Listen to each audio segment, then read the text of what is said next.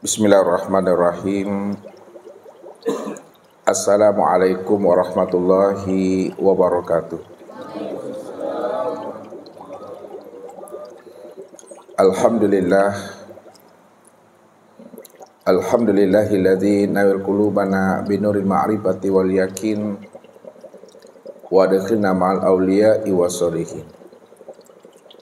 Wassalatu wassalamu ala sayyidina Muhammadin nabi sayyidil mursalin wa ala alihi wa sahbihi rasulillahi ajma'in. Faqala Allahu ta'ala fil Qur'anil Karim, A'udzu billahi minasyaitonir rajim. Bismillahirrahmanirrahim.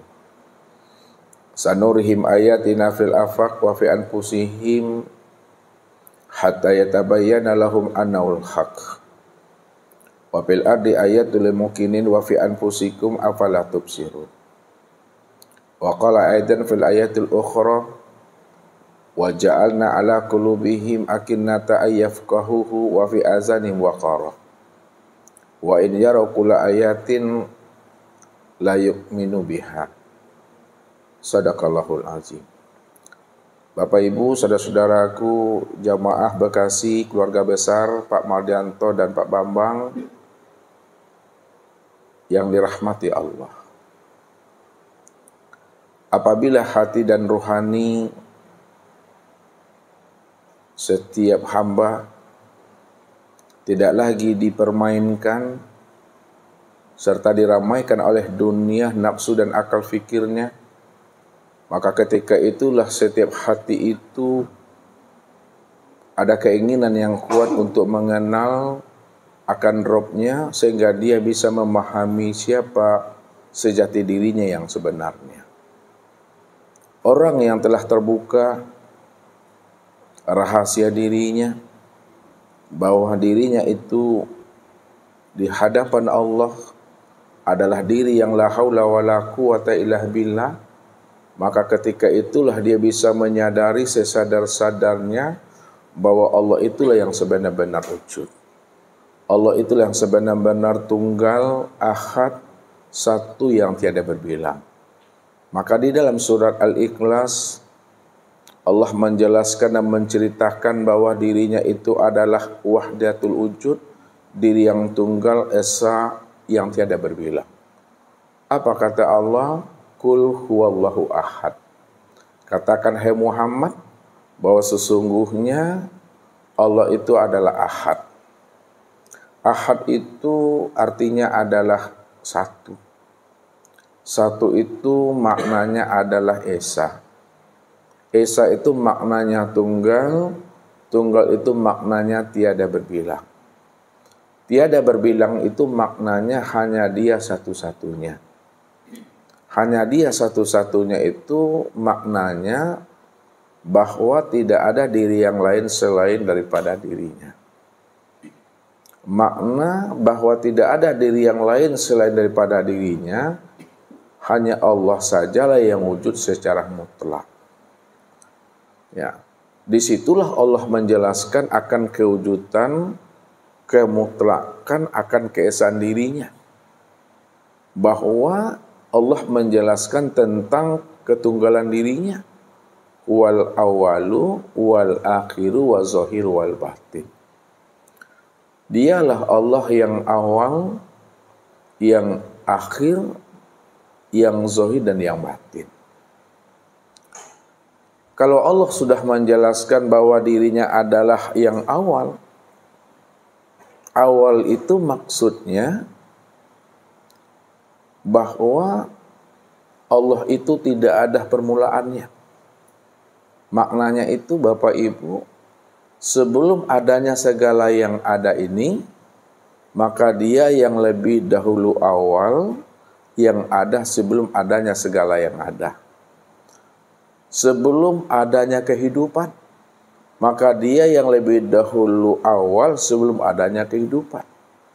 Bahkan sebelum adanya kata-kata ada dan kata-kata awal, maka dialah yang lebih dahulu sebenarnya sebelum kata-kata awal dan ada itu ada.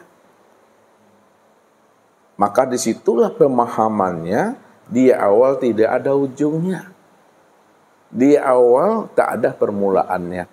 Karena ia berdiri dengan sendirinya. Itu menunjukkan bahwa dirinya itu wahdatul wujud. Jadi wahdatul wujud itu maknanya yang sebenarnya dialah diri yang esa akan ketunggalan, akan wujud dirinya sendiri. Bukan wahdatul wujud yang dipahami dalam artian yang salah dan keliru. Ya, selama ini ada sebahagian daripada orang-orang yang memahami namanya wahdatul wujud, dia memahami dua wujud menjadi satu wujud, dua titik menjadi satu titik. Padahal tidak pernah ada dua wujud menjadi satu wujud, tidak ada dua titik menjadi satu titik. Ya, jadi sejak mula adanya tetap wahdatul wujud, karena dialah wujud yang tunggal satu-satunya dan tidak ada diri yang lain selain daripada dirinya. Yang kedua, Allah menjelaskan wal akhiru, dialah diri yang akhir. Diri yang akhir itu Bapak Ibu, itu diri yang tidak ada kesudahannya, diri yang tidak ada pangkalnya. Ya. Jadi kalau kita ingin mengenal yang awal, kenalilah yang akhir, karena yang akhir itulah kenyataan daripada diri yang awal itu. Maka pantaslah dia tidak ada awalnya, juga tidak ada akhirnya. Karena dia cuma yang wujud dan yang tunggal semata-mata. Dan yang ketiga, dia menjelaskan dirinya wazohiru, bahwa dirinya itu adalah zohir. Zohir itu maknanya terang. Terang itu nyata, nyata itu jelas, jelas itu ya wujud. Maka diri yang zohir itu benar-benar nyata, terang, wujud, jelas pada sekalian bentuk dan rupa. Bahwa sekalian bentuk dan rupa itulah wujud kezohiran akan dirinya yang ahad dan yang tunggal itu. Kalau ada orang bertanya kepada Bapak Ibu, Allah itu laisa kamislihi, Allah itu tidak berupa dan tidak berbentuk. Apa yang dikatakannya kepada Bapak Ibu itu benar. Allah itu laisa kamislihi syai'un, Allah itu tidak berbentuk dan tidak berupa. Namun segala bentuk dan rupa itulah wujud kenyataan akan kezohiran dirinya. Kenapa segala bentuk dan rupa itu adalah wujud kenyataan akan kezohiran dirinya? Karena dia adalah diri yang tunggal semata-mata. Kalau dia adalah diri yang tunggal semata-mata, maka segala yang wujud, segala yang nyata dalam bentuk rupa yang berbeda apapun, itulah sebenarnya kezohiran akan ketunggalan dirinya yang nyata itu. Dan yang kedua, cara menjawabnya. Kalau dirinya cuma yang tunggal, dirinya cuma yang esa, satu yang tiada berbilang, itu makna yang sebenarnya jangan disandingkan Allah, jangan diserupakan Allah dengan sesuatu yang tidak pernah ada. Bagaimana mungkin kita akan menyandingkan dan menyerupakan Allah dengan sesuatu, padahal sesuatu itu tidak pernah ada. Yang ketiga, karena dia adalah esa tunggal yang tiada berbilang, selain dirinya tidak pernah ada, maka jangan disandingkan Allah itu dengan sesuatu yang tidak ada. Karena hakikat dirinya itu adalah kosong. Hakikat dirinya itu adalah hampa dalam ketiadaan. Kalaulah hakikat dirinya itu adalah kosong, hampa dalam ketiadaan, bagaimana mungkin pula Bapak Ibu akan menyerupakan, menyandingkan Allah dengan sesuatu yang kosong? Padahal yang kosong itu adalah hakikat daripada wujud dirinya sendiri. Karena dia cuma yang ada. Dia cuma yang tunggal. Dan yang keempat, dia menjelaskan dirinya wal batin. Batinnya Allah itu tiada tersembunyi. Walaupun arti batin itu secara harfiah, secara terjemah, batin itu artinya tersembunyi, namun batinnya Allah secara hakikat, dia itu benar-benar tiada tersembunyi. Kenapa dia tiada tersembunyi? Karena dia telah zohir, dia telah wujud, dia telah nyata, dia telah terang pada segala yang ada ini. Kalau dia itu dah benar-benar wujud, nyata, terang dan jelas pada segala yang ada, maka segala yang ada ini Bapak Ibu, itulah wujud yang batin itu sesungguhnya. Kenapa segala yang wujud, segala yang ada, segala yang zuhur itu wujud yang batin? Karena dialah satu-satunya yang menjelaskan dirinya kepada kita ini. Dialah diri yang awal, akhir, zahir dan batin. Kalau dia adalah diri yang awal, akhir, zahir dan batin, maka dialah segala-galanya, dan segala-galanya itulah nyatanya akan dirinya.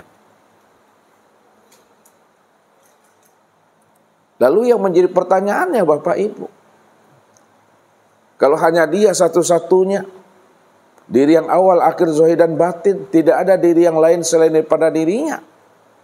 Pertanyaannya, lalu diri Bapak Ibu ini siapa sebenarnya? Kalau hanya Allah cuma yang wujud, Allah cuma yang ada, dia yang tunggal semata-mata, tidak ada diri yang lain selain daripada dirinya. Pertanyaan Ustadz, siapa diri Bapak Ibu yang sesungguhnya? Tentu jawabannya, diri Bapak Ibu yang sebenar-benarnya itulah nyatanya akan dirinya. Kalaulah diri Bapak Ibu ini nyatanya akan dirinya, dialah itu yang sesungguhnya. Maka disitulah Allah menjelaskan bahwa dia mengatakan apa? Innani anallah, la ilaha illah ana. Sesungguhnya aku ini Allah. Allah yang mana? Tentu adalah Allah yang wujud, Allah yang bersifat. Allah yang awal, akhir, zahir dan batin. Kalau dia adalah Allah yang awal, akhir, zahir dan batin, yang wujud dan bersifat, itu artinya la ilaha illa ana. Tidak ada yang nyata dan yang wujud, melainkan yang nyata dan yang wujud itu adalah aku. Akulah segala-galanya dan segala-galanya itulah nyatanya aku. Maka disitulah kita mengambil hikmah dan iktibar. Kalau Allah cuma yang wujud dan Allah cuma yang ada, kita tidak pernah ada sejak mula adanya kita, lalu kita mengatakan diri kita ada. Itu namanya mengada-ngada namanya. Kalau kita sudah mengada-ngada, apa kata Allah? Wujuduka zanbun, wujuduka hijabun. Adanya pengakuan dirimu yang merasa ada, itu adalah dosa. Adanya pengakuan wujud dirimu yang ada, itu adalah hijab. Jadi hijab itu, pada saat kita mengatakan diri kita ini ada dan bersifat, disitulah namanya hijab itu. Selama diri kita terhijab, maka selama itu kita tidak akan pernah mengenal akan Allah, dan kita tidak akan pernah pula mengenal siapa rahasia diri kita ini yang sebenarnya. Maka inilah yang diingatkan oleh baginda Rasul kepada kita. Innakum lan tara rabbakum hatta tamutu. Kamu tidak akan pernah bisa melihat Allah itu, walaupun Allah itu wujud, walaupun Allah itu bersifat, walaupun Allah itu awal, akhir, zahir dan batin, kamu tidak akan pernah bisa melihat dan menyaksikan Allah itu sebelum dirimu itu mati.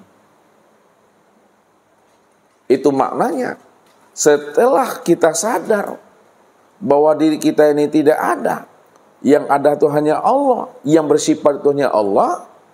Diri kita tidak pernah ada dan diri kita tidak pernah bersifat, maka ketika itulah baru kita bisa menyaksikan Allah lah yang benar-benar wujud dan Allah lah yang benar-benar bersifat. Itulah yang dikatakan oleh Nabi, mutu qabla an tamutu. Matikan dirimu sebelum dirimu mati. Matikan diri sebelum diri mati, itu namanya mati di dalam hidup, bukan mati di dalam kematian. Mati di dalam hidup itu maknanya tidak ada lagi rasa keakuan diri yang merasa diri kita itu wujud. Tidak ada lagi rasa keakuan diri kita itu yang merasa hidup. Nah, kalau tidak ada lagi keakuan diri kita yang merasa wujud dan yang hidup tadi, maka disitulah yang sebenar-benar wujud hanyalah Dia, dan yang sebenar-benar hidup juga adalah Dia. Karena Dialah diri yang ahad, tunggal esa, yang tiada berbilang. Dialah diri yang awal, akhir, zahir dan batin. Nah, bagi orang yang telah dibukakan Allah akan rahasia dirinya, maka disitulah dia bisa memahami bahwa dirinya adalah la haula wala quwata illa billah. Dirinya sejak mula adanya tidak pernah ada. Kapan dirinya sejak mula adanya tidak pernah ada? Sejak Allah itu wujud, sejak Allah itu nyata. Jadi sejak Allah itu wujud, nyata, terang dan jelas, maka selama itu pula lah kita bisa memahami dan menyadari bahwa diri kita tidak pernah ada sejak Allah itu wujud dan nyata. Nah, karena Dia memang yang tunggal, yang esa, yang tiada berbilang. Akan tetapi orang yang ditutup Allah hatinya, orang yang digembok dan dikunci mati kalbunya oleh Allah, bagaimanapun Allah itu telah menjelaskan akan dirinya adalah wahdatul wujud, wujud yang esa, wujud yang tunggal, namun mereka tidak yakin dan tidak percaya. Mereka selalu menolak akan kewujudan dan ketunggalan diri Allah itu. Ini yang Allah jelaskan kepada kita. Wa ja'alna 'ala qulubihim akinata ayafqahuhu wa fi azani waqara. Wa in yara kulla ayatin la yu'minu biha. Dan apabila kami telah menjadikan hati mereka itu terkunci, telinga mereka itu dah kami sumbat, kata Allah, maka ketika itulah mereka tidak mampu memahami akan kewujudan Allah, dan mereka juga tidak mampu mendengar kalam-kalam Tuhan yang menyatakan bahwa Allah itu yang wujud, Allah itu yang hak. Wa in yarau kulla ayatin la yu'minu biha. Dan jikalau mereka telah diperlihatkan akan kewujudan Allah, akan kezahiran Allah, akan ketunggalan Allah, bahwa Allah itu adalah segala-galanya dan segala-galanya itulah nyatanya akan wujud diri Allah. Karena tidak ada diri yang lain lagi selain daripada dirinya. La yu'minu biha, kata Allah. Mereka tetap menolak kebenaran itu. Mereka tidak mengimaninya dan mereka tidak meyakininya itu. Jadi orang yang menolak akan wujudnya Allah pada dirinya, itulah orang yang zulumat. Itulah orang yang zolim. Itulah orang yang gelap. Ya, makanya Allah katakan apa kepada kita? Ulaikal ladzina kafaru bi ayati rabbihim wa liqaihi fahabitat a'maluhum fala nuqimu lahum yaumal qiyamatil wazna. Sesungguhnya orang-orang yang menolak akan kewujudan Allah, Allah yang zahir, Allah yang nyata, Allah yang awal dan Allah yang batin, ditolaknya akan kewujudan Allah yang telah nyata itu, maka apa kata Allah? Fahabitat a'maluhum. Maka seluruh amal ibadah yang mereka kerjakan, di mana mereka mengaku dan merasa dirinya telah melakukan amal yang terbaik, kata Allah, tanpa ia sadari amalnya menjadi kosong. Tanpa dia sadari amalnya menjadi batal. Karena dia menolak akan kewujudan Allah dan menolak akan pertemuan Allah yang sudah wujud nyata pada dirinya. Maka ketika itu apa kata Tuhan? Fala nuqimu lahum yaumal qiyamatil wazna. Maka amalnya sedikit pun tidak lagi diperhitungkan oleh Allah. Apalagi yang akan diperhitungkan Tuhan? Apalagi yang akan dipandang Tuhan? Apalagi yang akan diperhatikan Tuhan? Karena amalnya itu sudah meleleh, amalnya itu sudah mencair, amalnya itu sudah hampa, kosong. Itulah yang katakan amal yang fata morgana yang dilakukan selama ini. Maka malam ini Bapak Ibu, kita akan mencoba untuk menilik ke dalam siapa diri kita ini yang sebenarnya, supaya kita tahu yang sebenar-benar wujud dalam hidup ini. Sebab apabila kita telah tiada, maka kesempurnaan tiada itu ada. Kalau kita telah benar-benar mati, maka kesempurnaan mati itu hidup. Kalau kita sudah benar-benar tuli dan buta, kesempurnaan tuli dan buta itu adalah mendengar dan melihat. Kalau kita sudah meyakini bahwa diri kita ini bisu, kesempurnaan bisu itu adalah berkata. Kalau kita sudah bisa memahami diri kita ini bodoh, lemah, dan papa, maka kesempurnaan bodoh itu adalah mengetahui. Kesempurnaan lemah dan papa itu adalah kuat dan kehendak. Siapa yang memahami? Tentu adalah orang yang telah dibukakan Allah ruhaninya untuk mengenal akan dirinya. Makanya yang sebenar-benar wujud, yang sebenar-benar hidup, yang sebenar-benar melihat, mendengar, berkata, mengetahui, berkuasa dan berkehendak, itu adalah Allah yang wahdatul wujud. Allah yang wujudnya satu-satunya, tidak ada diri yang lain selain daripada dirinya. Ini yang mesti dipatrikan. Ini yang mesti dijazamkan dalam qalbu. Jangan sampai Bapak Ibu menalak Tuhan, kehadirannya pada diri kita ini. Karena dia cuma yang wujud, dia cuma yang ada satu-satunya. Jadi untuk lebih pahamnya Bapak Ibu tentang wahdatul wujud ini, bagaimana memahaminya, tunggulah pesan-pesan berikut ini. Baik Bapak Ibu, kembali kita untuk memahami bahwa Allah itu menjelaskan dirinya kepada kita, bahwa dirinya itu adalah wahdatul wujud. Apa kata Allah? Nih.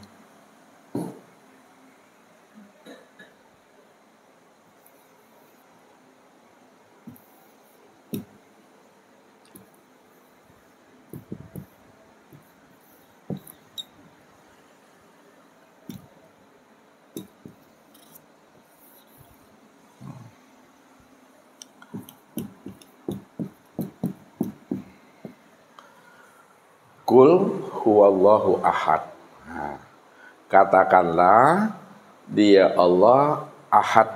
Nah, jadi Allah ahad itu menunjukkan bahwa dirinya itu adalah wahdatul wujud. Wahdatul wujud. Wahdatul wujud itu maksudnya Bapak Ibu, hanya dialah satu-satunya yang wujud. Hanya dia satu-satunya yang tunggal. Kalau dia hanya satu-satunya yang wujud dan yang tunggal, itu maknanya tidak ada diri yang lain selain daripada dirinya. Kalau masih ada diri yang lain selain daripada dirinya, belum dikatakan wahdatul wujud, belum disebut namanya ahad. Jadi ahad, wahdatul wujud itu benar-benar bahwa dirinya itu esa. Ini maksudnya tuh. Esa itu ya tunggal. Tunggal itu tiada berbilang. Tiada berbilang itu hanya dia satu-satunya. Hanya dia satu-satunya, itu maksudnya dialah yang wujud secara mutlak. Wujud secara mutlak. semata-mata. Kalau dia adalah esa, tunggal, tiada berbilang, hanya dia satu-satunya, wujud yang mutlak semata-mata, ya, maka siapa diri Bapak Ibu? Kata Ustaz, diri Bapak Ibu itu tiada lain adalah nyatanya akan dirinya sendiri. Kenapa diri Bapak Ibu itu nyatanya akan dirinya? Karena dia cuma yang ahad. Dia cuma yang tunggal. Makanya kalau ada diri yang lain selain daripada dirinya, dia sendiri yang menolak. Apa kata Allah? La ilaha illahu kullu syai'in halikun ila wajahahu. Ini cara Allah menolak. La ilaha illahu kullu syai'in halikun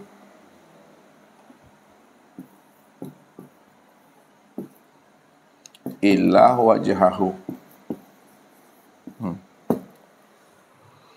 Tidak ada yang nyata. Artinya apa? Tidak ada alam, tidak ada sesuatu, tidak ada diri. Kalau tidak ada alam, tidak ada sesuatu, tidak ada diri, lalu siapa yang ada? Illa huwa, melainkan hanya dia satu-satunya. Karena alam tak ada, sesuatu tidak pernah ada, diri tidak pernah ada. Kalau tidak ada alam, sesuatu, dan diri, maka dialah yang ada semata-mata. Disitulah Allah menegaskan kembali kullu syai'in halikun. Karena segala sesuatu itu hakikatnya tidak pernah ada. Segala sesuatu itu hakikatnya itu adalah fana. Nih, halikun itu fana. Halikun itu tiada. Halikun itu adalah sirna. Halikun itu adalah hapus. Halikun itu adalah kosong. Jadi kalaulah segala sesuatu itu fana, tiada, hampa, kosong, lalu siapa yang sebenar-benar wujud? Yang sebenar-benar wujud itu tiada lain illa wajahahu, hanya dialah zat semata-mata.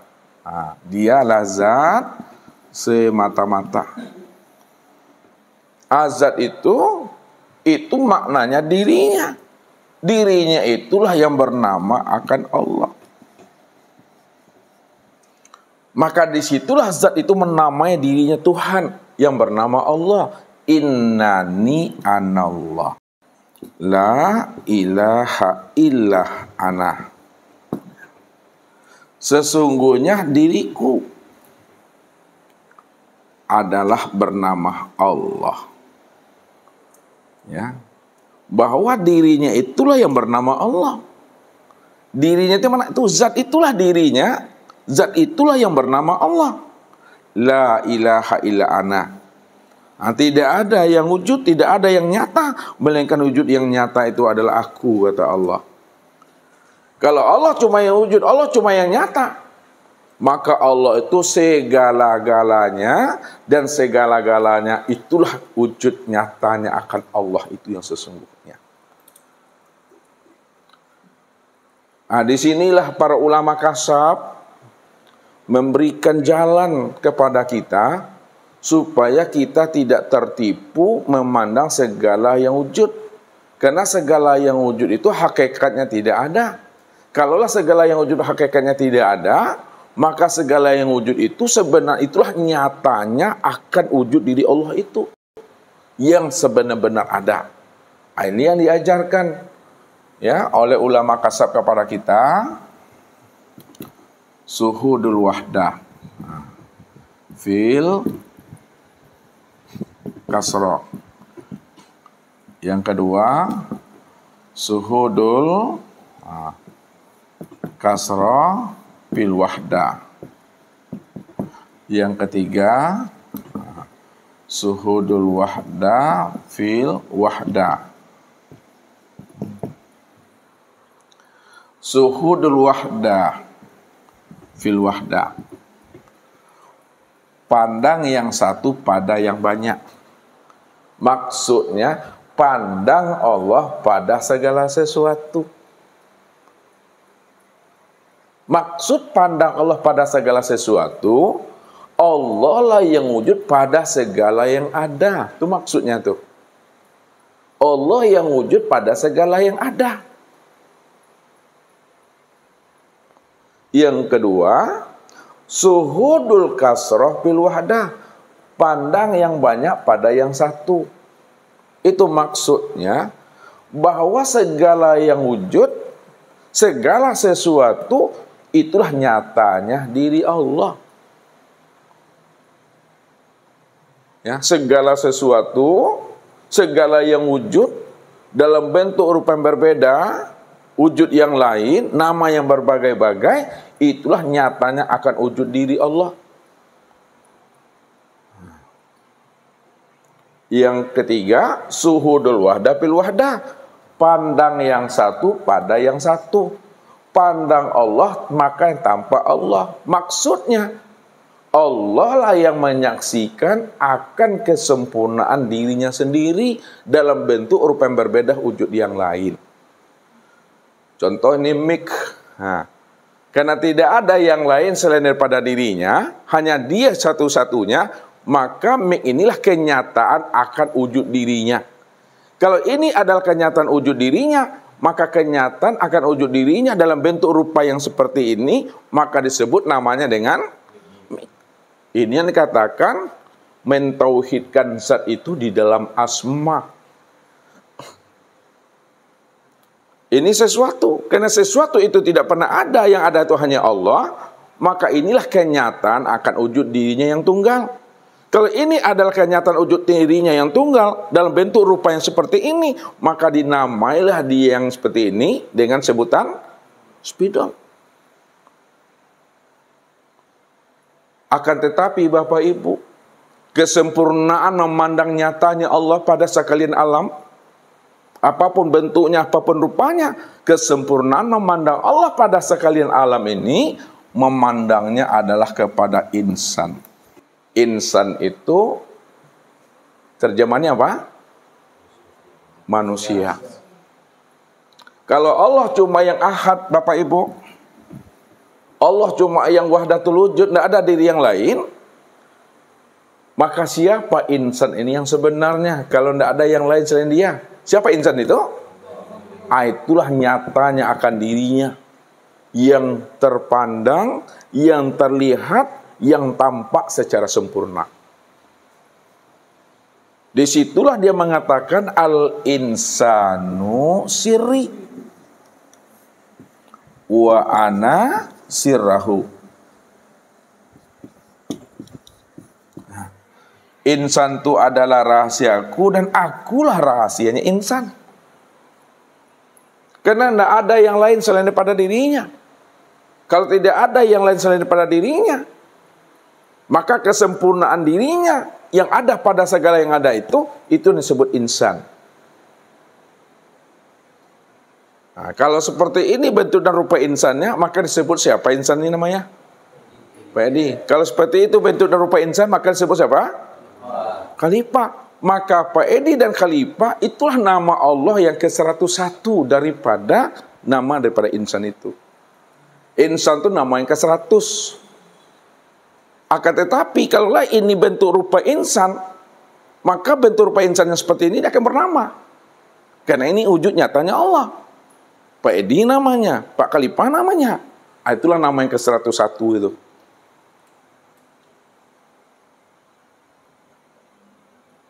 Ya, itu yang nama ke-101. Itu yang disebut namanya nama rahasia diri Allah. Ya, kalau Ustadz bukakan, Kalaulah insan itu nama rahasia Allah, maka nama daripada insan itu juga disebut nama rahasia diri Allah itu. Karena insan itu wujud Allah, maka nama insan itulah disebut nama rahasia daripada wujud Allah itu. Semuanya Bapak Ibu, semuanya dalam bentuk rupa yang berbeda, apapun wujudnya, semuanya itu nama rahasia diri Allah. Namun kesempurnaan memandang nyatanya kesempurnaan nama rahasia Allah itu pada insan, itulah kesempurnaan nama rahasia diri Allah itu. Ya. Maka dipertegas oleh Allah kembali dalam hadis qudsi, al-insanu nafsi. Wa ana nafsuhu.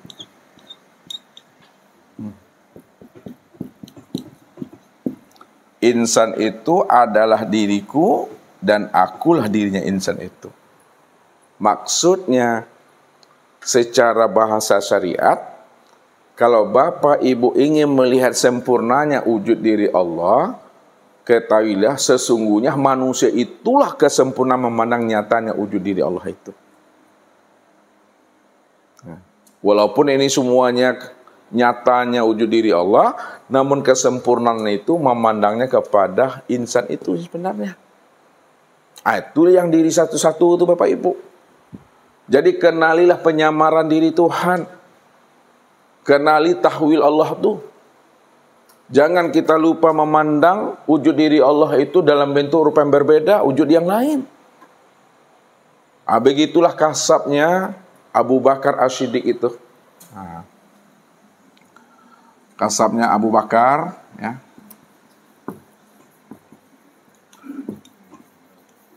Kasabnya Umar, kasabnya Utsman, kasabnya Ali. Di mana letak kasabnya Abu Bakar?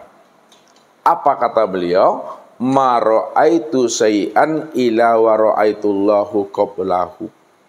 Tidaklah aku melihat sesuatu, tidaklah aku melihat suatu peristiwa dan kejadian, melainkan aku memandang Allah sebelum peristiwa dan kejadian itu.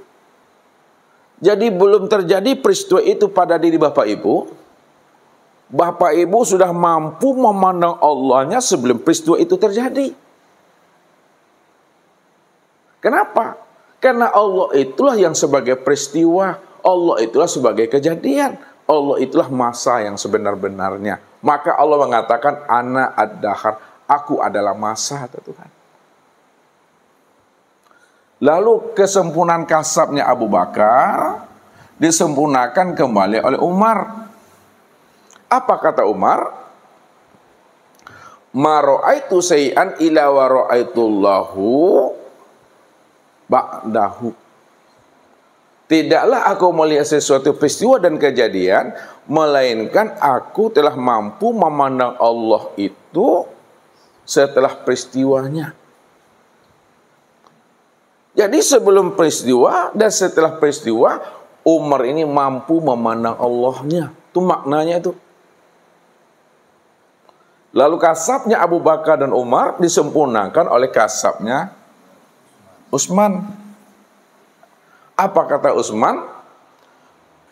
Ma ra'aitu syai'an ila wa ra'aitullahu ma'ahu. Tidaklah aku melihat peristiwa dan kejadian sebelum peristiwa, setelah peristiwa, beserta peristiwa, melainkan aku mampu memandang Allahnya di atas segala-galanya. Jadi sebelum peristiwa terpandang Allah tuh. Setelah peristiwa terjadi juga terpandang Allah. Beserta peristiwa itu juga terpandang Allah. Lalu kesempurnaan kasabnya Abu Bakar, Umar dan Utsman disempurnakan oleh Ali. Ma ra'aitu syai'an illa wa ra'aitullahu fihi. Tidaklah aku melihat suatu peristiwa, ya, sebelum peristiwa, setelah peristiwa, bersama peristiwa, semuanya peristiwa, melainkan aku mampu memandang Allahnya segala-galanya peristiwa itu. Begitulah kasabnya Imam Ali itu Bapak Ibu. Sehingga apapun yang terjadi dia tidak pernah menyala-nyalakan alam. Tidak pernah menyala-nyalakan makhluk. Tidak pernah menyala-nyalakan sebab dan musabab. Kalau hati sudah mampu memandang Allah sebelumnya, setelahnya, bersamanya, dan kesemuanya itu. Itulah ketetapan yang telah disempurnakan Allah 50.000 tahun sebelum alam ini ada.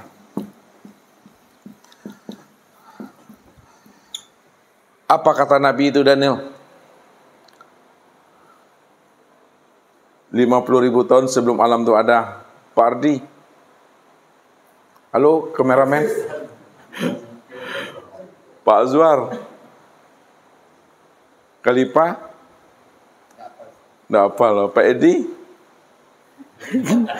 Pak Faisal. Pak Yos. Pak Rifai. Pak Sabil.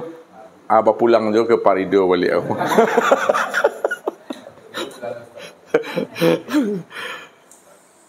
Lain tak apal Pak Rido. Lain tak. Bila Ustaz juga balik aja lihat. Kata Nabi, kataballahu maqadiral khalaiq qabla ayyakhluqas samawati wal ardi khamsina alfasana. Allah telah menuliskan ketetapan takdir masing-masing daripada makhluknya, masing-masing daripada hamba, masing-masing daripada insan ini 50.000 tahun sebelum alam ini ada. Semuanya telah sempurna Allah tulis di dalam catatan kitab luh itu. Awal sampai akhir, yang zohir sampai kepada yang batin, satu titik pun tidak pernah luput dan lepas daripada tulisan Tuhan itu. Tidak lepas daripada ketetapan Tuhan. Kalau tidak lepas daripada tulisan Tuhan dan ketetapan Tuhan, maka ketetapan Tuhan yang telah Allah sempurnakan dalam catatan kitab luh itu sudah digantungkan Allah pada leher Bapak Ibu masing-masing. Coba lihat. Apa kata Allah? Wa kulal insan alzamnahu ta'ira fi unukihi. Bahwa masing-masing manusia itu di lehernya telah dikalungkan catatan kitab luhnya masing-masing. Jadi catatan kitab luh itu sudah dikalungkan di lehernya. Kalaulah catatan kitab luh itu telah dikalungkan pada leher masing-masing, itu maknanya Bapak Ibu, peristiwa apapun yang terjadi pada diri kita, yang lampau, sekarang maupun yang akan datang, itu tidak ada kebetulan. Itulah sebenarnya catatan kitab luh yang kita lalui setiap harinya, yang kita jalani setiap jamnya, ya, setiap menit dan detiknya. Jadi proses kehidupan kita sehari-hari ini proses perjalanan takdir. Tidak pernah kita berbuat hidup dan mati di luar takdir. Hidup dan mati tetap di dalam takdir itu. Satu contoh. Ini contoh nih. Ustaz bertanya sama Dayat. Dayat tadi ada sholat. Tadi ada berdoa sih. Ada ya. Ketika Dayat berdoa, apapunlah bunyi doanya, apapunlah lapas doanya, Ustadz dan semua kita tidak tahu. Pertanyaan Ustadz, ketika Dayat berdoa, apakah Dayat meminta sesuatu yang belum ditakdirkan Tuhan, atau meminta sesuatu yang telah ditakdirkan Tuhan? Dulunya begitu gimana?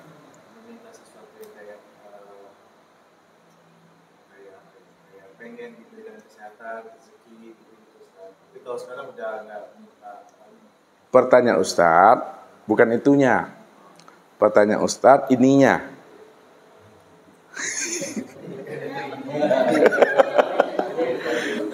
Ya.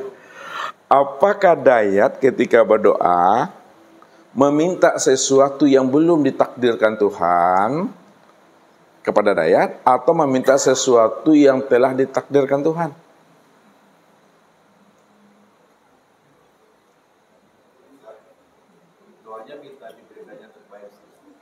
Oh begitu ya.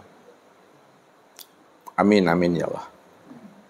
Pertanyaannya Ustaz alihkan kepada Pak Edi. Sama pertanyaannya. Ketika Pak Edi berdoa, apapun doanya, pertanyaan Ustaz, apakah Pak Edi meminta sesuatu yang belum ditakdirkan Allah, atau meminta sesuatu yang telah ditakdirkan Allah? Yang telah ditakdirkan. Jadi jawabannya Dayat, apapun doa Dayat, doa Ustaz, ya, semuanya itu kita berdoa tetap berada di dalam takdir ketetapan Tuhan. Ya. Jadi kita berdoa dan meminta itu tidak pernah keluar daripada takdir. Jangan Bapak Ibu nanti memahaminya, aku berdoa karena ini belum ditakdirkan Tuhan. Aku berdoa karena ini belum ditetapkan Tuhan. Jangan ada pikiran seperti itu. Kenapa? Karena 50.000 tahun sebelum kita berdoa, dan apapun permintaan kita, apapun hajat kita, apapun keinginan kita, semuanya itu telah berada di dalam catatan kitab luh. Sudah berada dalam takdir Tuhan. Catatan kitab luh itu sudah dikalungkan pada leher kita masing-masing. Hidup matinya kita, senang bahagia susahnya kita, tidak ada di luar takdir. Hidup kita tidak pernah keluar takdir. Walaupun ada orang yang bunuh diri, stres, ya, lalu dia terjun bebas dari lantai 5, apakah dia menjatuhkan diri lantai 5 itu di luar takdir Allah? Tidak. Bahkan itulah ketetapan takdir yang telah dituliskan Allah kepada diri yang 50.000 tahun sebelum alam itu ada. Yang menjadi masalahnya, ibu-ibu, tahukah ibu-ibu apa yang telah ditakdirkan Allah kepada diri ibu? Ibu dulu. Ibu tahu enggak apa yang ditakdirkan Allah kepada diri ibu? Enggak. Ibu ini? Enggak. Boleh tampil beda. Jangan mesti sama. Takut sama ibu. Malu? Enggak. Takut beda? Dila? Tidak. Kita tidak pernah tahu apa yang Allah takdirkan kepada kita. Walaupun Allah sudah menulisnya 50.000 tahun sebelum alam ini ada, kita tidak pernah tahu apa yang dituliskan Allah. Kalau kita tidak pernah tahu apa yang dituliskan Allah, kapan kita tahu apa yang telah ditetapkan dan dituliskan Allah itu? Kapan kita tahunya, Ibu? Balik lagi, Ibu. Itu dapat bocoran kan? Di bocorannya. Kita baru tahu apa yang ditakdirkan Allah setelah itu terjadi. Contohnya apa? Ketika kita berdoa tadi, yang paling mudah, kita kan tidak tahu apa isi doa kita di dalam catatan kitab luh nih. Nah, dalam catatan kitab luh, kita tidak pernah tahu. Kapan kita tahu bahwa doa itu adalah sebagai catatan yang telah dituliskan Allah 50.000 tahun yang lalu? Baru kita tahu itu adalah doa yang ditulis Tuhan dalam catatan luh itu setelah kita lafazkan. Setelah kita ucapkan. Rupanya ketika kita melafazkan doa, ya, menuturkan doa, itulah doa yang tertulis 50.000 tahun sebelum adanya alam itu. Kalau belum dilafazkan, belum lagi. Kalau belum dizohirkan, belum lagi. Tapi setelah dizohirkan, inilah doa yang telah tertulis 50.000 tahun yang lalu. Itu maksudnya Bapak Ibu berdoa seperti itu, Bapak Ibu sudah menunggu waktu 50.000 tahun yang lalu itu. Baru terucap tuh. Kesimpulannya Bapak Ibu, adakah hidup ini kebetulan? Apakah bahagia, senang, susah kebetulan? Berarti tidak ada satupun yang kebetulan Bapak Ibu. Kalau tidak ada satupun yang kebetulan, Itu artinya semua kehidupan kita awal sampai akhir sudah tertulis dan catatan kitab Luh itu dengan sempurna. Tinggal kita memahaminya dengan cara berbaik sangka kepada Allah. Itu yang disebut namanya husnuzon itu. Jadi orang yang sudah bermakrifat, ya, bahwa dirinya tidak ada yang ada, itu hanya Allah semata-mata. Pertanyaannya, siapa yang menjalankan takdir itu yang sesungguhnya? Menjawabnya dua. Lihat. Dua caranya. Menjawabnya ada secara hakikat. Dan menjawabnya secara makrifat. Secara hakikat, siapa yang menjalankan takdir? Alhamdulillah. Muhammad secara hakikat yang menjalankan takdir. Ya. Secara makrifat, ini lagi Pak Mardianto. Secara makrifat siapa yang menjalankan takdir itu? Allah itulah yang menjalankan takdirnya sendiri. Kenapa Allah yang menjalankan takdir dirinya sendiri? Pertanyaannya, apakah Bapak Ibu punya rencana? Punya cerita? Kalau Bapak Ibu tidak punya rencana dan tidak punya cerita, lalu yang punya rencana siapa? Yang punya cerita siapa? Kalau Allah yang punya rencana dan cerita, siapa yang menjalankan cerita dan rencana itu? Allah itu sendirilah itu. Disitulah rahasianya Allah, lihat, Allah memuji, memuji dirinya, ya, dengan asmanya. Yang kedua, Allah pula yang menguji dirinya dengan sifatnya. Allah yang memuji dirinya dengan asmanya sendiri, Allah pula yang menguji dirinya dengan sifatnya sendiri. Dia yang bercerita, dia pula yang menjalankan ceritanya. Disitulah letaknya Allah menyempurnakan takdir dirinya sendiri untuk melihat kesempurnaan dirinya, bahwa dirinya lah yang maha suci, dirinya maha terpuji, dan dirinya maha besar itu. Jadi nyatanya akan cerita Tuhan menjalankan takdirnya sendiri, nampak wujud dan rupanya yang disebut namanya insan inilah. Oleh karena itu, secara pandangan zohir yang tampak menjalankan siapa? Insan. Nah, lihat, pandangan zohir yang nampak adalah insan. Dalam pandangan hati yang tampak adalah pandangan batin yang tampak adalah Allah. Karena Allah itu adalah nama, akan tetapi nama itu sudah benar-benar menjadi rahasia dari insan itu dia. Sembunyikanlah rahasia diri Allah itu pada insan. Jangan disebut insan itu Allah, jangan dikatakan Allah itu insan. Insan adalah insan, Allah adalah Allah. Ini dalam penghantar kaji. Namun hakikat pandangan batin, hakikat pandangan rohani, hakikat pandangan hati, karena Allah cuma yang wahdatul wujud, Allah cuma yang esa, tunggal, tiada berbilang, hanya dia satu-satunya, tidak ada diri yang lain selain pada dirinya. Maka insan itulah yang sebenar-benarnya adalah dirinya. Tidak ada di siapa-siapa di situ. Disitulah Ustadz katakan secara syariat, ya, secara tarikat, hakikat dan makrifat. Siapa insan ini? Nah, ini cara penyampaian kaji lagi. Nah, cara penyampaian kaji. Nah, ini dari sini lihat.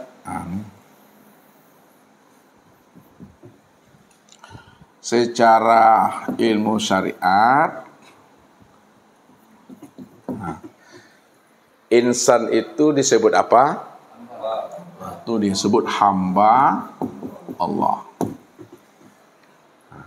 Yang kedua, insan ini, Pak Bambang, secara ilmu thariqat disebut apa? Cermin Allah. Apa maksudnya tuh Pak Bambang? Insan itu cermin Allah.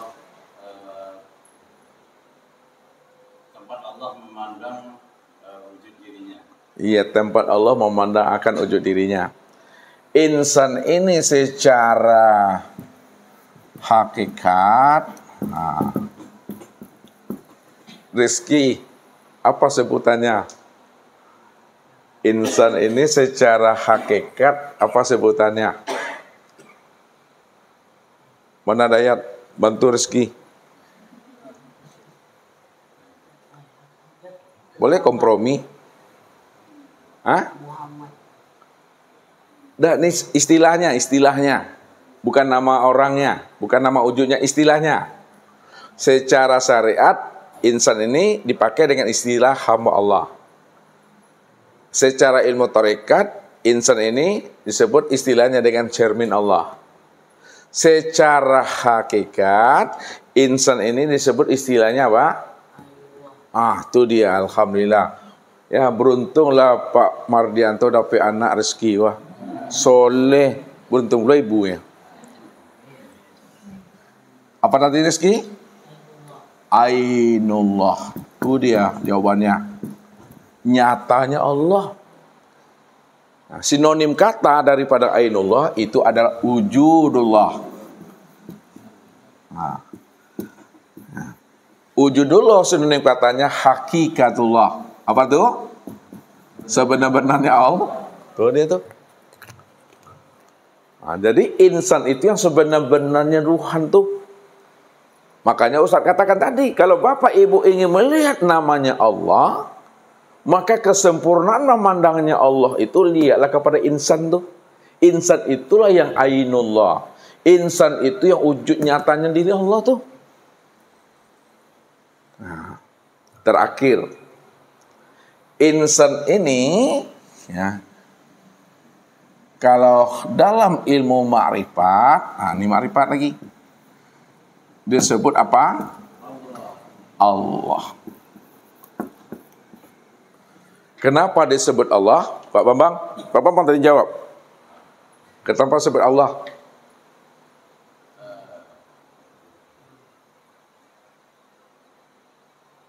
Mulai tanya sama Pak Mardianto.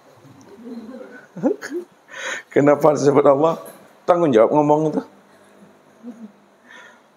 Allah itulah wujud nyata dirinya sendiri. Allah itulah wujud nyatanya sendiri. Ada bahasa lain rezeki selain bahasa itu? Kenapa Allah? Hanya Allah. Hanya Allah apa? Satu-satunya. Nah, itu dia yang paling jelas. Hanya Allah satu-satu. Itu dia. Kenapa insan ini disebut Allah? Karena dia satu-satunya. Hanya Allah satu-satunya. Kalau boleh Ustaz tanya lagi rezeki, apa ayatnya yang mengatakan Allah itu satu-satunya? Apa ayatnya? Apa ayatnya ini besar sini ha? Alhamdulillah, sohe pakot tuh. Benar tuh. Allah itu adalah ahad. Itu maksudnya tuh. Esa tunggal yang tiada berbelang. Namun Bapak Ibu, lihat. Karena kita ini hidup di alam mana nih? Di alam nyata. Lihat. Kita ini hidup di alam nyata. Alam nyata tuh nama lainnya apa tuh?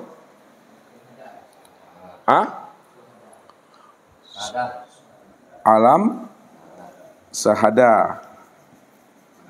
Nama lainnya apa tuh? Dunia. Nama lainnya apa?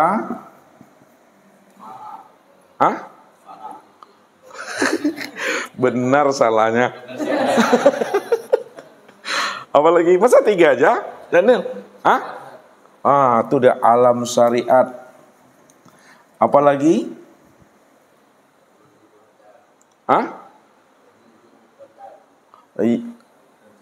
Tanzizi muqaddar, itu dia. Apalagi?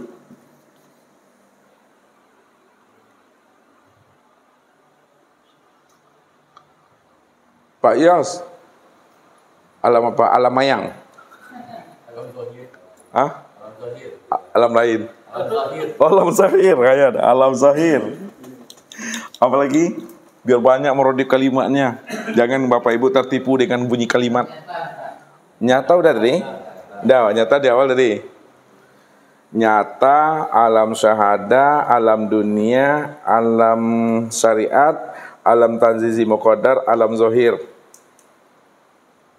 Alam apa lagi? Pak Ridho bantu. Ambil bagian di situ. Alam jelas. Gak ada alam jelas. Gak ada dalam kamus besar Indonesia itu lah. Alam jelas. Oh, itu benar jelas salahnya. Coba yang lain daripada itu coba. Alam hadas. Hah? Alam? Alam muhaddas. Apa lagi? Alam baharu. Apa lagi?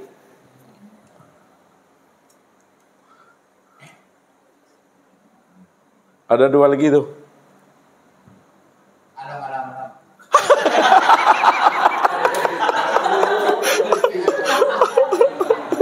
Ustaz bantu satu lagi, namanya alam nasud. Nah, ada alam-alam dong. Apa lagi terakhir? Ustaz kasih sedikit apanya inisialnya. Kita selalu menyebut loh. Sambung lagi kalimatnya. Tuh dia. Nah. Jadi alam dunia, alam nyata, alam zahir, alam tanzih muqaddar, alam baharu, alam muhaddas, alam nasud, alam mahfuz. Ketika kita berada di alam dunia, di alam yang zahir ini, ya, maka gunakan cara memandang insan itu dengan sebutan hamba Allah. Ini sebutannya. Cuma yang menjadi kendalanya Bapak Ibu, karena manusia itu sejak awal lahirnya sampai akan matinya dan menjadi hamba Allah, tersembunyilah rahasia Allah itu bagi dirinya, sehingga dia tidak mampu memandang siapa hamba Allah yang sebenarnya.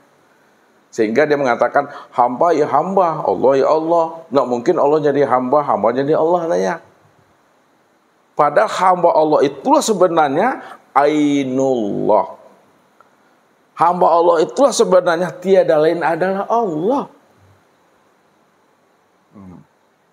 Namun dalam hal konsep kita belajar dan mengajar dibukakan sesungguhnya. Secara bahasa tarekat hamba Allah itu cermin Allah. Secara bahasa hakikat hamba Allah itu adalah ainullah. Nah, secara makna ma'rifatnya hamba Allah itu adalah Allah itu sendiri. Apa sebabnya? Karena dialah yang ahad tunggal tiada berbilang. Dialah yang dikatakan yang diri yang wahdatul wujud tuh. Ini. Wahdatul wujud. Wujud satu-satunya, itu maksudnya. Jadi tidak ada 2 wujud. Hah?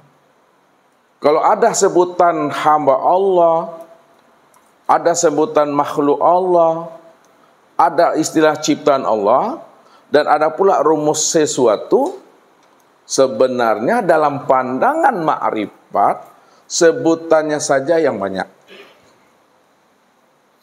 Istilahnya saja yang banyak, namanya saja yang berserakan, namun orangnya hanya satu saja. Siapa orangnya itu? Ya Allah itulah.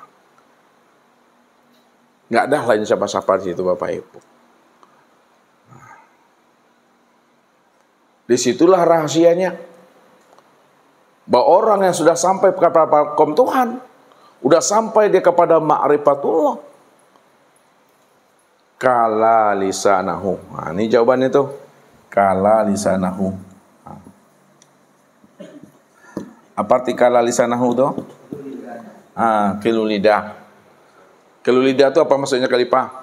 Tidak bisa bicara lagi. Bisu berarti. Tidak bisa bicara berarti bisu. Kan bicaranya ending. Berarti kan diam tuh ya. Diam tidak bicara, diam hening. Tuh enggak gue ikut. Apa maksudnya kilu lidah tuh? Sami' nawatokna. Sami' nawatokna. Singkek mana jawabannya. Diam kelu lidah itu maksudnya Bapak Ibu. Ini dia, diam kelu lidah itu maksudnya kata yang tiada terkatakan. Maksud kata yang tiada terkatakan itu sudah sadar sesadar-sadarnya bahwa alam dan diri inilah yang diri dia itu sesungguhnya. Sudah menyadari. Kalau sudah menyadari, heningkan akal, heningkan pikiran, heningkan hati, heningkan rasa. Kalau sudah diheningkan akal, pikir, hati, dan rasa, maka disitulah kita menyadari segala yang ada, segala yang wujud. Itulah dia yang sebenarnya. Itulah maknanya orang yang sudah sampai pengenalan dirinya kepada Allah itu, duduknya itu adalah diam. Kalau Bapak Ibu udah memahami itu, dijaga-jaga kalap nih. Ya, tempatkan sesuatu itu pada porsinya masing-masing. Sampai-sampai Nabi mengatakan, khatibun nas ala qadri ukulihim. Sampaikanlah ilmu makrifat itu sesuai dengan kadarnya, sesuai dengan takarannya, sesuai dengan kemampuannya.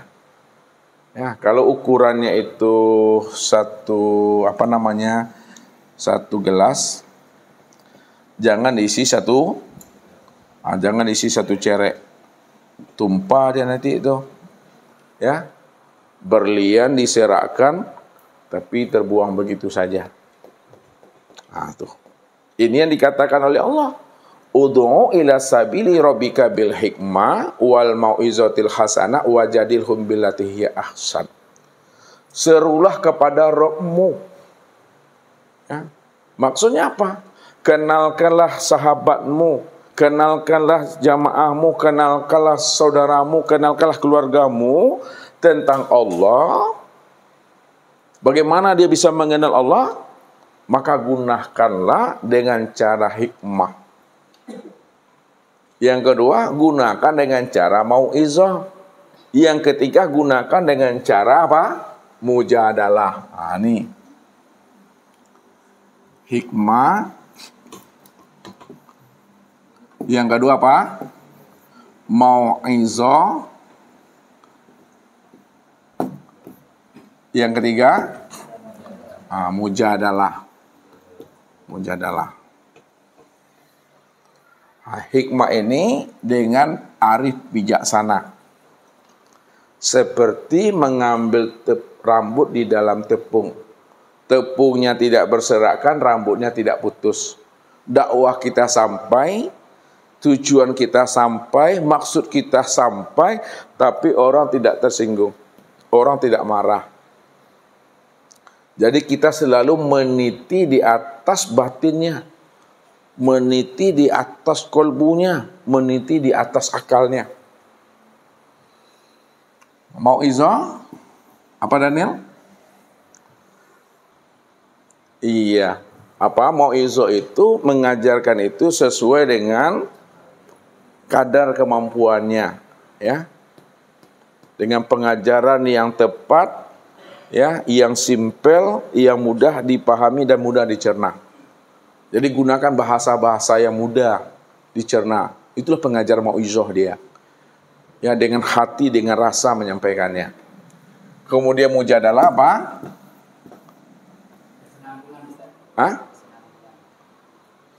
Itu mudawamah. Ini mujadalah. Ayat mujadilah ada kan? Ayat mujadalah ada? Apa artinya itu? Mujadalah apa? Iya, tukar pikiran itu apa namanya istilah yang umum yang dipakai? Iya, itu dia diskusi. Diajak diskusi, diajak muzakarah. Kalau bahasa ekstrim itu debat. Itu bukan debat kusir, ini dengan cara mujadalah. Jadi siapa yang bisa diajak mujadalah itu? Tentu adalah orang-orang sama pengajian, orang yang sudah pernah mengaji, ustadz, ustazah, labai, ongku, dia mahasiswa itu muzakarah tuh. Itu mujadalah namanya. Kalau anak SD, caranya bagaimana disampaikan mujadalah juga? Tidak, dengan cara hikmah. atau mau'izah. Jadi inilah metode baginda Rasul dalam menyampaikan dakwah ini. Sehingga ya beliau menyampaikan tentang rahasia Allah kepada umat itu berapa tahun ya? Berapa tahun? Berapa? 13 tahun. Berapa orang yang bisa paham? 11 orang. Rupanya menyampaikan tauhid itu enggak mudah.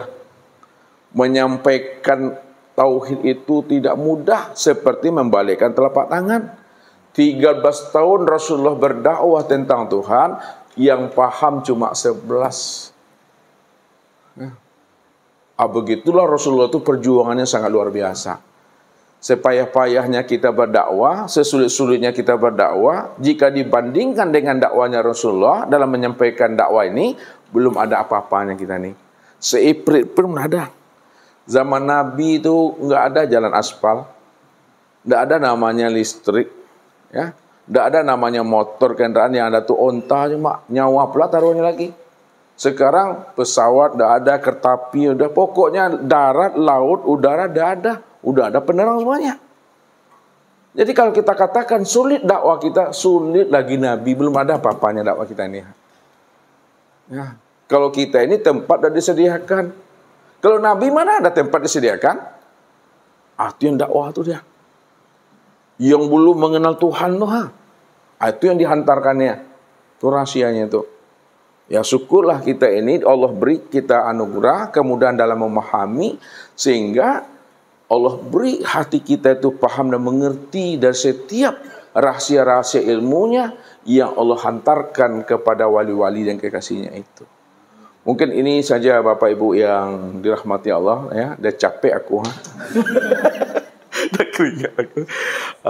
Itulah memahami wahdatul wujud itu yang sebenar-benarnya, bahwa tidak ada wujud yang lain, tidak ada diri yang lain, tidak ada sesuatu, tidak ada alam, melainkan hanya Dia semata-mata. Kesimpulannya, Dia segala-galanya, dan segala-galanya itulah nyatanya dirinya. Oleh karena itu, kenalilah penyamaran diri Tuhan, kenalilah takwil Allah itu pada segala bentuk dan rupa dan nama yang berbeda-beda. Hanya Dialah yang semata-mata yang ada. Itu saja Bapak Ibu yang dirahmati Allah. Mari sama-sama kita diskusi dan muzakarah. Billahi taufiq wal hidayah. Wassalamualaikum warahmatullahi wabarakatuh.